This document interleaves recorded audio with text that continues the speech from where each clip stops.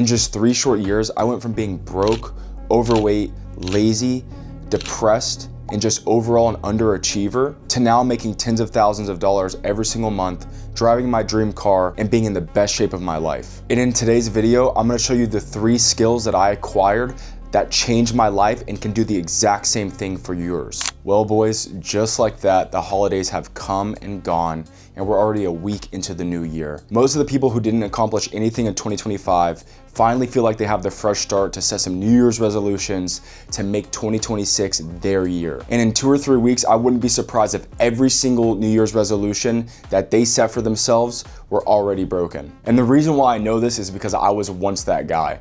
I was the guy that would set these massive goals at the start of every single year just to be a month in and break every single one of them. I would say, I'm gonna start a business this year, I'm gonna get in the best shape of my life, I'm gonna travel the world, but none of them would happen because of the self-discipline that I needed to achieve those goals just wasn't in place in my life. So in 2023, instead of setting myself up for failure and setting up traditional New Year's resolutions, I sought out to acquire 3 skills that were actually going to change my life. And these 3 skills took me from a man that I was completely ashamed of to now a man that when I look in the mirror, I can be proud of. And I know that if you stick around to the end of the video, these 3 skills can absolutely do the same for your life. The first skill that I had to acquire that was essential in changing my life's trajectory was cutting out all distractions. We all know this, we're in an attention economy. So everything and everybody is trying to steal your attention. So mitigating those things is absolutely essential to your journey. Now, one of the big distractions that I really had to overcome, and I'm sure a lot of you can agree with this, is social media and scrolling, brain rotting, whatever you want to call it. That shit is poison. It's extremely toxic, and not even for the reasons that you think. Like, of course it wastes time, and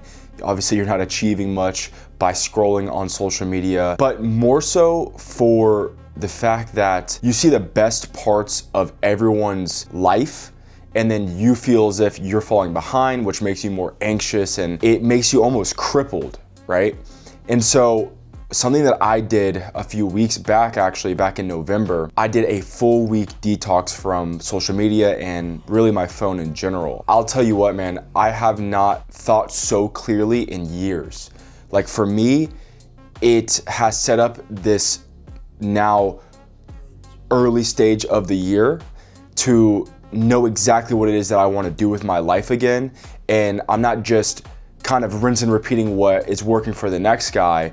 Like, you watch these Brett Scales of the world and TJR, suddenly you want to become a day trader, but like, that's not actually what you want to do. Like, you're just seeing someone else being successful with it, and you think that's what you want to do because they're successful. And in your mind, you then think, oh, this is how I need to get successful. Now I feel like I am chasing my passions, and the money's gonna come, and what I'm doing is the right thing. But when you're constantly watching other people, oh, these are the best ways to make money, and you should do this, you should do that, and everyone's constantly trying to sell you on something when every swipe of finger, it's a very toxic thing to be stuck in. And it's almost like it's like a loop. Like, you're swiping, and you're just basically looping yourself in this anxiety. So in order for you to mitigate this, I implore all of you to try, first of all, a dopamine detox. Delete every social media app in your phone. And another thing is, I'm not sponsored by them, I think I've mentioned them in previous videos, but there's a little thing called a brick, and it's a physical brick. I'll pop up a little video of it here, but it's a thing that you actually have to tap, and it locks all the distracting apps in your phone. And I've been breaking my phones from the moment that I wake up till the moment that I'm done with all my work. And sometimes, that's like 9 hours in a day. The reason why this helps me is because when I get to a stressful part of my day, when I have a ton of things going on, my default setting when I'm chronically swiping is to pick up my phone and just swipe, because like I'm getting away from the stress. But now, with me doing a dopamine detox and breaking my phone, I have no choice but to now look at the tasks in front of me, do them one by one until all of them are done. Then that stress is gone from what I have to do. And then once everything is done, I can unbreak my phone, and then if I want to go scroll for maybe an hour or so and see what's going on in the world and things like that, then I can do so. And this is the perfect time to start. Try just for a week. Start today. Delete all the apps in your phone. The first 2 days are gonna be extremely hard, but just put on some chill house music in the background, listen to some 140 beats per minute. It keeps your brain in the zone, drink some caffeine and get your work done.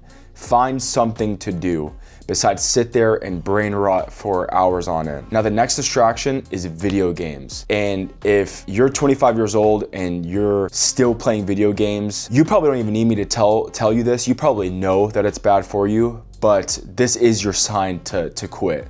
So admittedly, I quit video games back in 2022, so it was even before 2023 when I really implemented these skills into my life and started doing these things. The only way for me to actually stop video games was to sell my PS5. That's what I had to do to actually stop, because they had such a chokehold over me, because whenever I was bored, whenever I had just some spare time, I would waste it playing video games, when in reality I could have been using that time to formulate a business plan, to be in the gym, or maybe if I already hit the gym in that day, just to spend some quality time with real people, real interactions, or try to accomplish real things in life. Video games aren't the worst thing in the world. Like, it's not going to destroy your life like hard drugs would.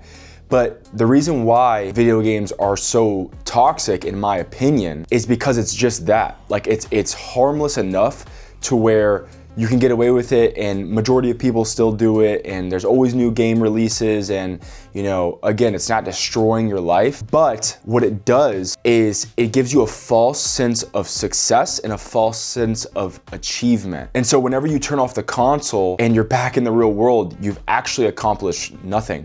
Nothing has been accomplished. Everything that you've done was in a false reality, or it was in a digital world. Those accomplishments don't follow you. No one cares that you beat Black Ops in a day and a half. No one cares that you beat Grand Theft Auto for the 100th time. These things are not important in the real world. What's important in the real world is how you carry yourself as a man, the kind of shape that you're in. Can you support people, whether that's financially or emotionally? Are you strong enough to do so? These are things that actually matter as a man. Little boys think that beating people in video games is what actually matters, but it's not. The last point that I'll touch on with video games, and I think probably the most important thing about it, and the reason why it is so bad for growth as a man, is the amount of time that you waste playing video games. We can all probably attest to this, that you can hop on the game at 5 p.m. with your friends and then not pick your head back up until 12 a.m. and then you've just wasted half a day playing video games, and the rest of the world is going to sleep with an accomplished day, and you feel extremely left behind, and rightfully so. Now, the third distraction on this list that I would say is absolutely essential for every person to try to stop doing is harmless substances. Now, when I say harmless substances, I mean weed and alcohol. And the reason why I say harmless is because alcohol is sold at the store. It's literally poison, and they sell it in stores, right? And then weed has become more popular than probably ever, with everybody smoking. I mean, you probably smell it all in public. I mean, I know I definitely do. To just keep it short and sweet, because I feel like I don't have to explain why weed and alcohol is so bad for you, but just to list off a few reasons: they keep you lazy, they keep you broke because they're both pretty expensive habits, they make you dumb, and I think the worst thing is they keep you content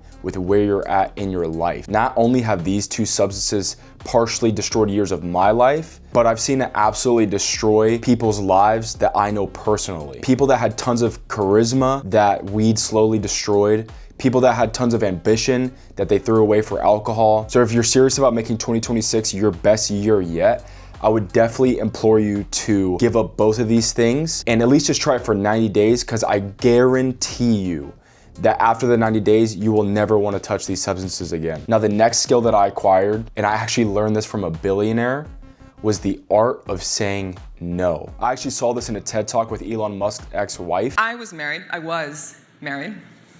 to a man who became extremely successful. And as I watched him rise, I noticed two things. He worked very hard, much harder than your average bear. And he said no a lot. He said no to people who wanted his time and attention and energy.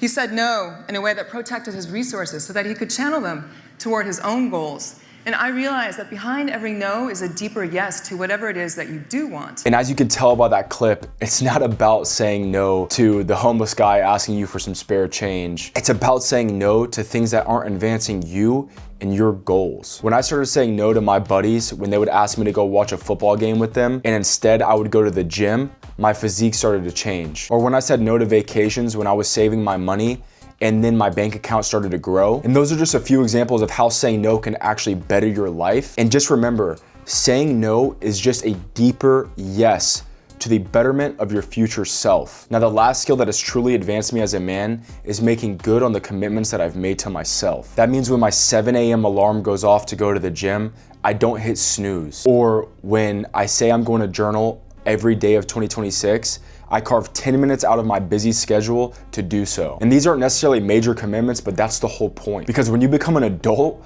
you don't have your mom to come wake you up in the morning to go to school, or you don't have a coach to tell you to go run laps. So you have to keep yourself in check as if you were your own coach. And if you've ever played sports before, you know that if your coach asks you to go run laps, you can't tell them no. And the reason why I stand by this skill or this way of thinking is because as you advance as a man, that probably means that you're making more money. So even in my own life, I've realized that my life has become pretty comfortable.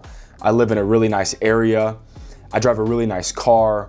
And if I really wanted to, I could slack off and just basically peak at this point in my life and not make any more advancements. And in society's eyes, I would still be pretty successful. And in my heart, I know for a fact that this is not where I want to just peak, and this is not the level that I want to be at for the rest of my life. David Goggins has a quote that says, "Comfort weakens you, but controlled hardships strengthens you." So naturally, when you first start doing hard things daily, your mind starts to freak out. But as you continue to do those things every single day, you start to adjust. And then before you know it, you actually start to enjoy the things that were once difficult. And then at that point, you could start to implement harder and harder things. And then you can handle just about anything that life throws at you. And with that being said, I hope you all enjoyed the video. And I know for sure that if you implement these 3 skills, you can make 2026 your best year yet. Please make sure to like, comment, and subscribe. And I'll see you guys in the next one. Peace.